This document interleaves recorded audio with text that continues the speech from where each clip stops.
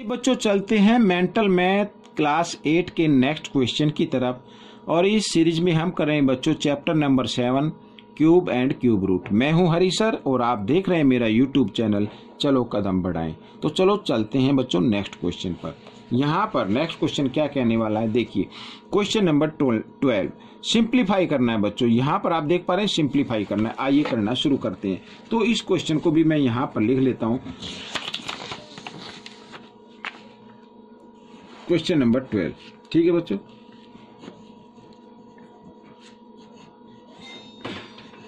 Simplify, तो यहां पर ये क्यूब रूट का साइन है और नंबर लिखा हुआ है बच्चों 125 इंटू 27, ठीक है। इस तरीके से आइए सोल्व कर लेते हैं।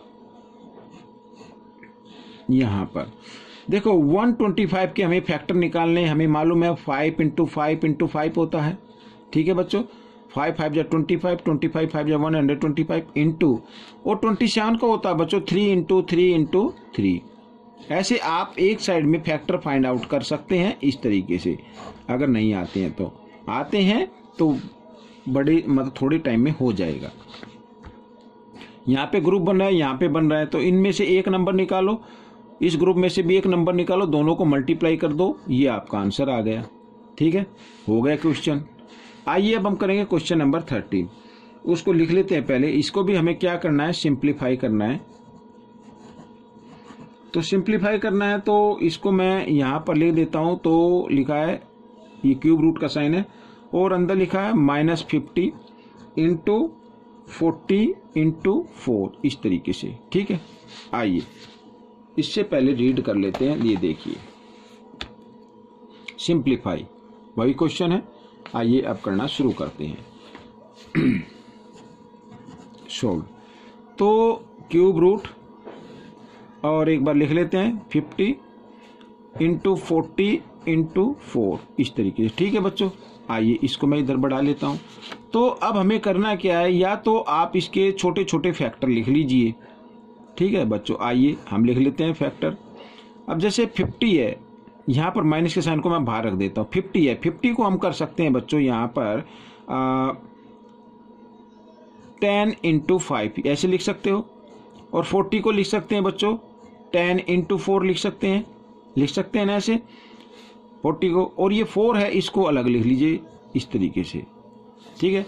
आइए और बढ़ा लेते हैं, और छोटे फैक्टर कर लेते हैं, क्योंकि अभी 3 का ग्रुप बना नहीं है तो हम और कर लेते हैं इसको यहाँ पर माइनस। अब 10 को लिख सकते हैं 5 इंटू 2, ठीक है बच्चों। और ये तो 5 है ही, यहाँ पर 10 को लिख सकते हैं 5 इंटू 2, ये लिख दिया मैंने। और 4 को लिख सकते हैं 2 इंटू 2, ठीक है। इस 4 को भी लिख सकते हैं 2 इंटू 2। अब बच्चों देखो 3 का ग्रुप बनाओ, एक तो ग्रुप ये बन गया, ठीक है बच्चों।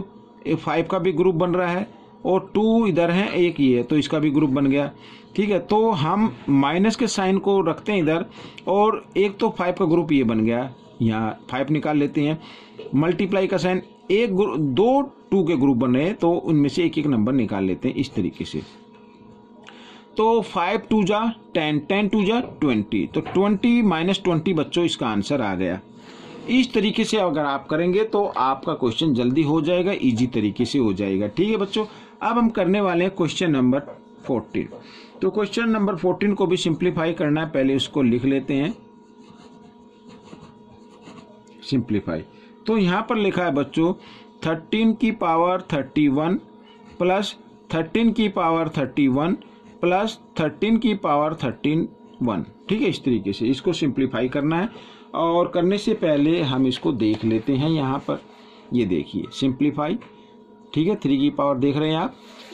आइए करना शुरू करते हैं। अब मैं आपको बच्चों इसको एक बार लिख लेते हैं।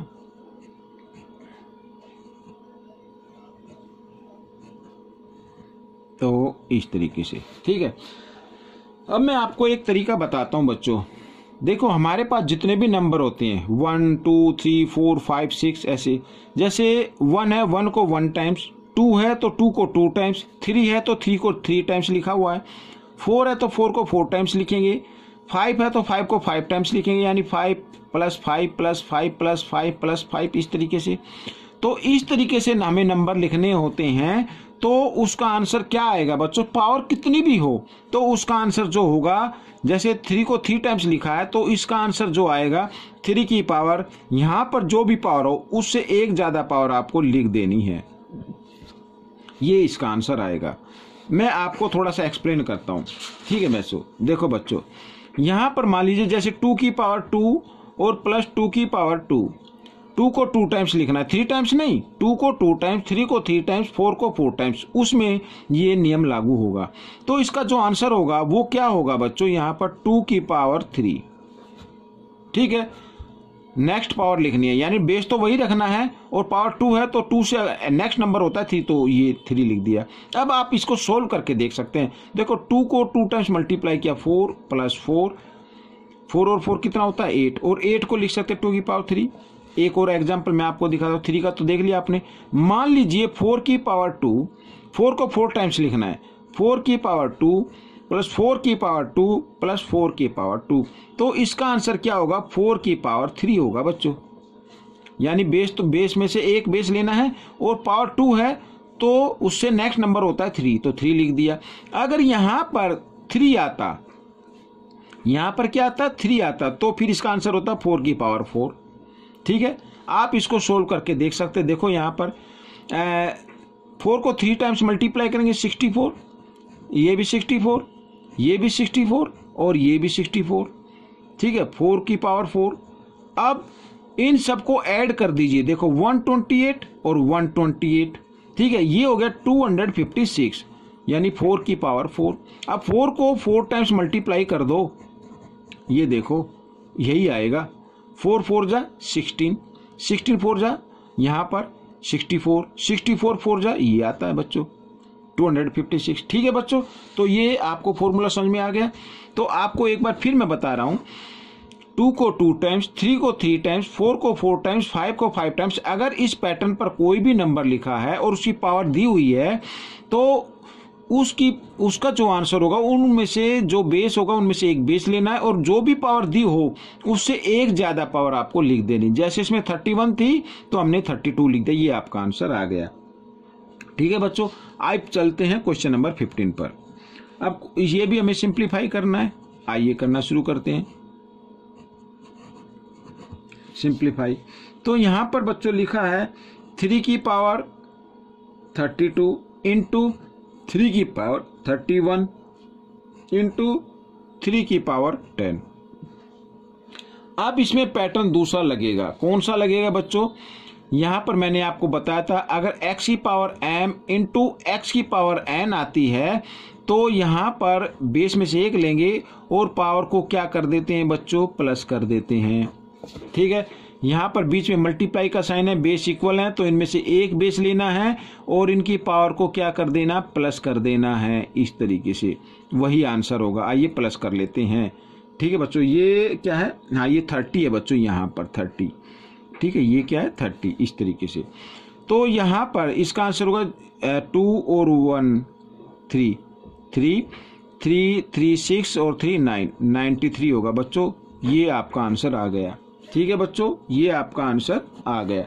तो आपको ये क्वेश्चन कैसा लगा, जो भी दिक्कत हो डिस्क्रिप्शन पे मेरा व्हाट्सएप नंबर है, आप व्हाट्सएप कर सकते हैं या कमेंट्स कर सकते हैं। जो भी प्रॉब्लम है हम आपकी प्रॉब्लम दूर करेंगे और इस वीडियो को देखकर इसमें से सीखें और दूसरों को जरूर सिखाएं। मिलते अगले पार्ट में, तब तक के लिए धन्यवाद।